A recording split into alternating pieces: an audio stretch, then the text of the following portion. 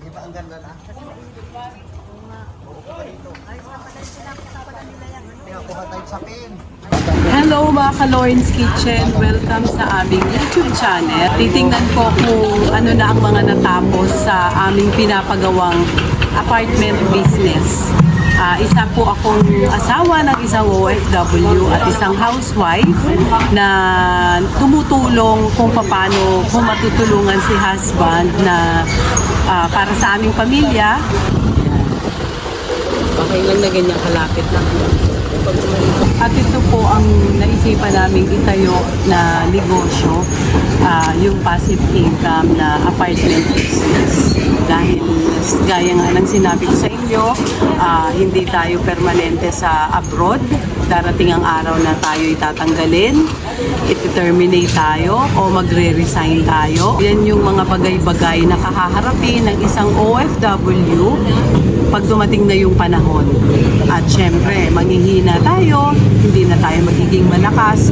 So dapat habang nasa abroad tayo, mag-isip-isip na tayo kung ano ang dapat at pwede sa ating negosyo na pwede nating pasukin. So kagaya nga nito, ito yung plinano naming mag-asawa at kung ano yung kaya kong gawin na matulungan ko siya, yun po ang aking ginagawa bilang isang kabiyak o katulong niya sa aming pamilya. At ngayong araw na to, mamamahagi din po ako ng konting pampangiti sa aming trabahante dito sa site o para naman mas lalo silang magpursigi, magsipag, kaya yun po. Halika tingnan natin kung ano yung natapos na. Nandito si Randy na abutan ko. So Rands, good morning. Ano yung mga natapos sa ating apartment ngayon? Bago ko ipakita sa kanila, gusto ko banggitin mo na ano yun. Ay ma'am, nasa ano na po tayo? Nasa siguro 80%, ay 90% plastering na po sa loob. Wow, okay. Namasilyahan na siya. Okay. Continuous pa rin yung masilya niya. Kung taas na po, may mga pintura na rin. Okay. May mga kisame na rin po yung dalawang unit.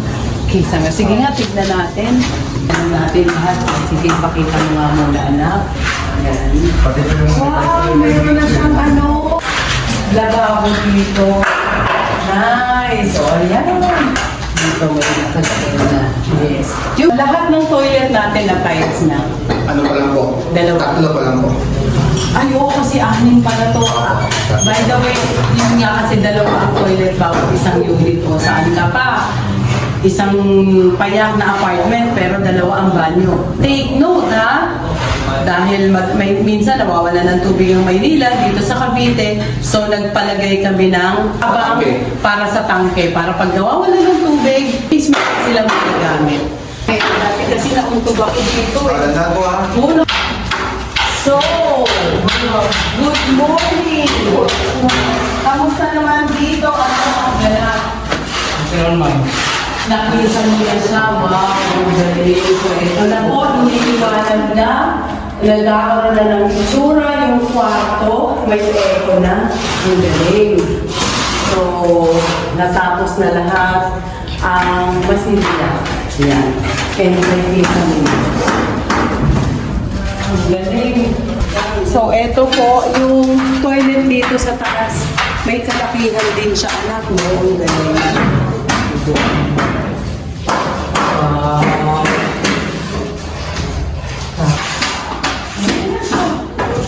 Ayos na yung nilalagyan ng TV. At may konti sila yung balcony.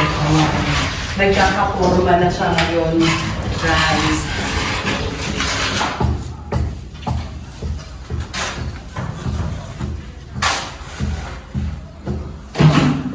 So, Ranz, lahat ng garahe dito na floringan na natin. Yung tatlo. Tapos next po natin yung ano yung gate. Lahat Yung gate na. Ayun. Wow. Ito na po, ang aking ginagawa nila ngayon ay isa para sa gate na. So, malapit na, no? So magiging maganda yung ating gate. Okay. So, yun guys, yung aking report sa araw na to sa Loins Kitchen. Ay, ano yung mga natapos natin? Yung sa toilet na tiles, konti na lang siya. Ngayon, ginagawa na yung gate. Ano pa? Natapos na rin lahat Flooring ng sa garahe, sa parking. Yung... Ano ba, nagsisimula na po yung septic tank. Kasi, Wala po na kayo. Buhay na rin guys sa septic tank. No, yan na, may itsura na, di ba? So, paunti-unti, konti na lang, mga ilang porsyento na lang tayo ran. Nakalagay pa po. Sa 40 pa. 40 pa. So, ang problema, negative 40 na yung ating kabana. So, tingnan natin. So, didiskarte muna ako. So, yun lang guys. At don't forget to subscribe Loins Kitchen, Fashion Kitchen, Inquiries, ano pa ba, Travels, ano pa ba. Wala munang Travels kasi zero ang kaban. So, yun, ano lang muna tayo, pangkabuhayan muna tayo. Para pag may pangkabuhayan tayo, hindi pa rin tayo magta-travel muna. Sige lang, ipon lang ng ipon para sa mga susunod na taon, na panahon, kung may pandemic pa na darating or kung may mga pagsubok na dumating sa pamilya, meron tayong madudukot. Yun lang po yung mahalaga doon, mga ka-Loins Kitchen. Hindi po ako nagmamagaling. Sinasabi ko lang po yung na-experience ko. So, actually guys, ito share ko lang po. Nagsimula kami mag-asawa na kumuha lang kami ng maliit na bahay sa Pag-ibig and 25 years to pay. 2,700 ang monthly niya. And sa awa naman ng Diyos, dun kami nag-umpisang mangarap na magkaroon ng una. Siyempre pag nag-abroad ka, pangarap mo talaga bahay. So salamat sa Diyos, nakamit naman namin yung bahay. And yung unang-una naming bahay sa Pag-ibig na sobrang liit talaga. Yun ang unang naging apartment ko. Pinaupahan ko na siya ngayon. Kaya bawi na. So ganoon. Tapos nangarap na kami. Ano ba ang susunod natin na plano pagkatapos ng bahay. So nag-start kami ng maliliit na apartment. At yun din ang nagpursige pa sa amin na okay naman pala ang kitaan. Yes, malaki talaga ang kapital. Pero yung return of investment mo naman, mag-aantay ka lang ng ilang taon, mababawi mo. May building ka pa, may apartment ka pa at babalik naman sa'yo yan. So, gawin mo lang na matibay para hindi rin naman siya, may mga trahedya kasing nangyayari. So, kailangan hindi siya low cost ang budget mo. So, yun magsisimula sa maliit hanggang mangarap ka para lumaki ang negosyo na meron ka. So, yun lang yun mga ka-Loins Kitchen. Laban lang, magsipag lang tayo, walang hanky-panky.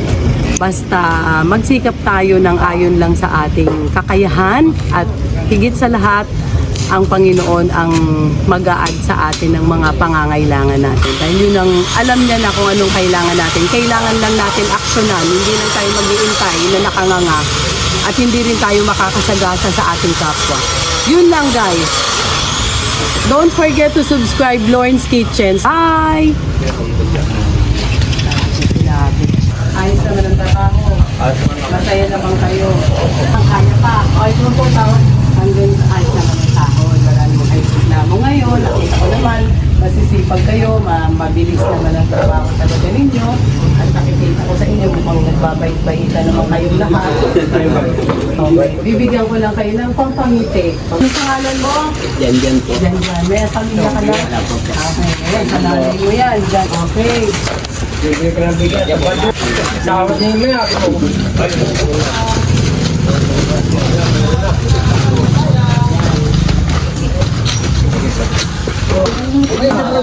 Sino pa ang wala?